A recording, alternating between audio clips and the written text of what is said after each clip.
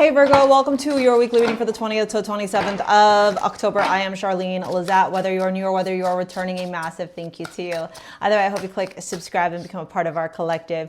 Virgo, showing up. Okay, let me walk you through this reading and tell you something really intense that happened. And I might get a little bit emotional. I apologize if I do.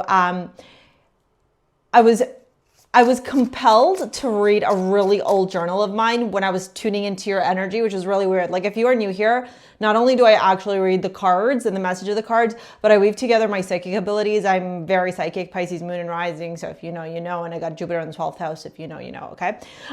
So anyways, all this to say, I was really compelled to read a journal of mine, and it actually delayed my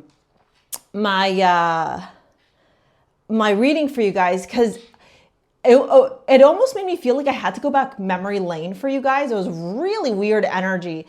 But I leaned in, and then the more I leaned in, the more I was reading my journal, and in dreams, I would dream about a Virgo energy, a friend of mine. And for those of you that don't know, I have a really soft spot for Virgos. If you know, you know. And some of you may be like, why are you telling me this? I'm telling you this because I feel like this week for you guys is going to take you down memory lane. And I don't want to get emotional, but you might feel very emotional this week.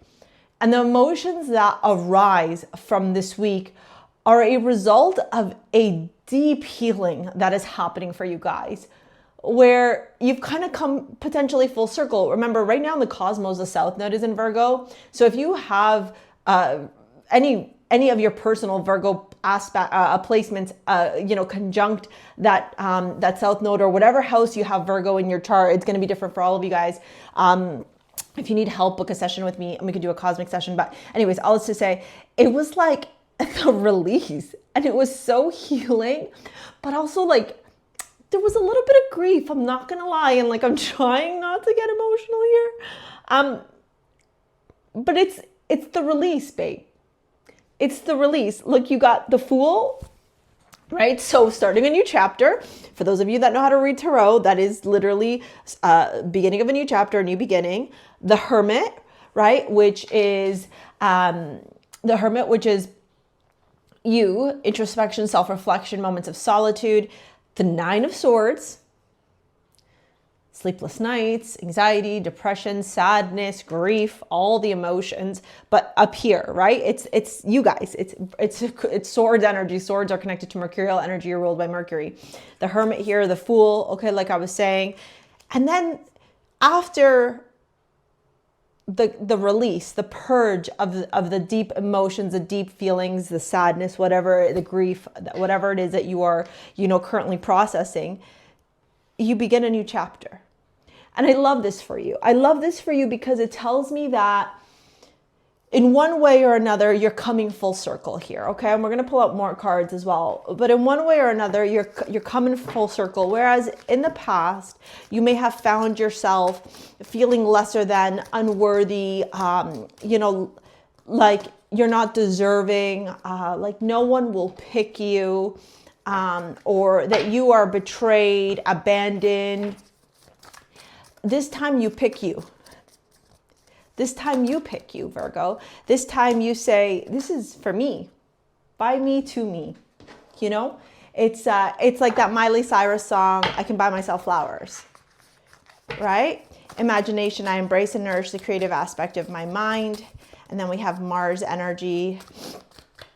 And then we have Star Brothers, Horse energy, protection, loyalty, safety, trust.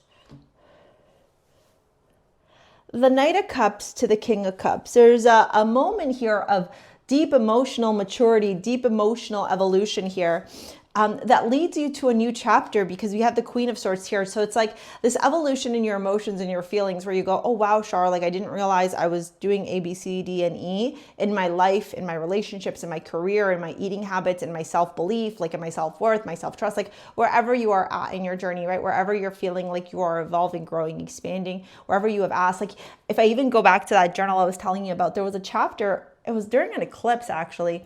And one of the chapters that I was, entries that I was reading was about the eclipse. And pretty sure it was like February. So it would have been the Virgo Pisces axis, which is directly you guys. And it said, during this eclipse, I ask you to release everybody that is no longer serving me. I ask you for clarity in the situations and my paths forward. And I wonder if, you know, even though we're past our eclipses, right? Because I'm a Pisces moon and rising, you know, we have that new moon in Libra, opening up new chapters in romance, opening up new chapters in love. And the Queen of Swords here is turning around and going, it's okay for you to take the pain, the suffering, the challenges, the obstacles, the worry, the sadness, and know that, like, you know better now.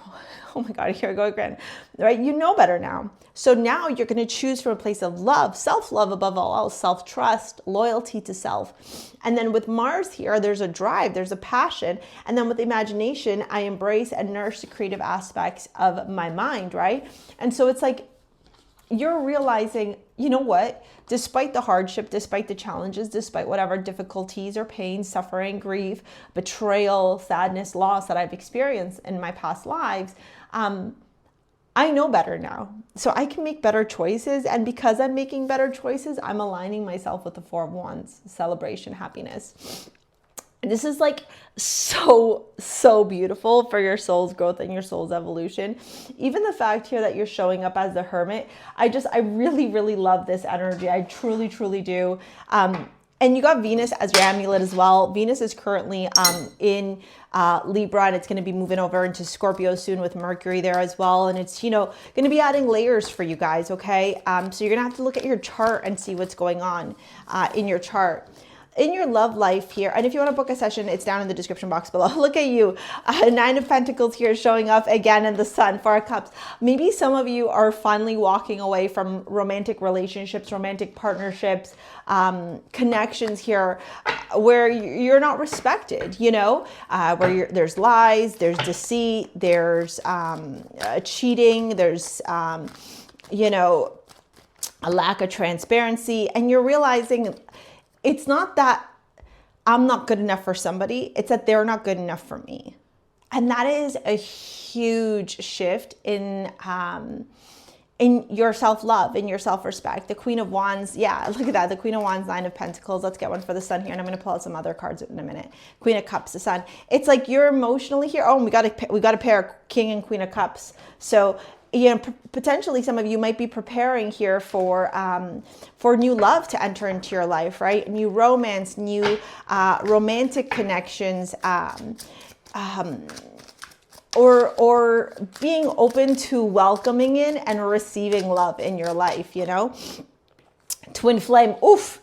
I don't necessarily believe in like a lot of the new age twin flame stuff, but I do believe in twin flames. I do have a whole video on it, by the way. Mirroring, shared feelings, reflection, running, ghosting, disappearing, invisible. So, you know, maybe, and releasing, letting go, moving on, walking away. You know, maybe you were in some sort of romantic dynamic where the person was just not leaning into the commitment with you in the same level or not respecting you. And now you're realizing, what am I doing?